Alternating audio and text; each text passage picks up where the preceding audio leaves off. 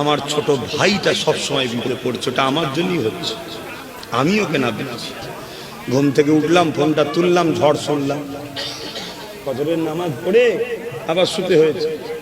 কেন? রাত জেগে ইসাল সাহেব এসে গেছে, কাজ থাকে, ইসাল সাহেব এসে গেছে, রাত 12টা 1টা 2টো বেজে যাচ্ছে, এখন কি হচ্ছে না হচ্ছে।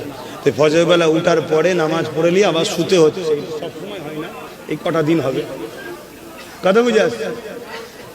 তা উঠলাম, হ্যালো, ঝড় এসছে, ঝড়। আল্লাহ জি হালে রাখে, আল্লাহ তুমি আছো, আলহামদুলিল্লাহ। আবার ওখানে জলসা থেকে নামলাম,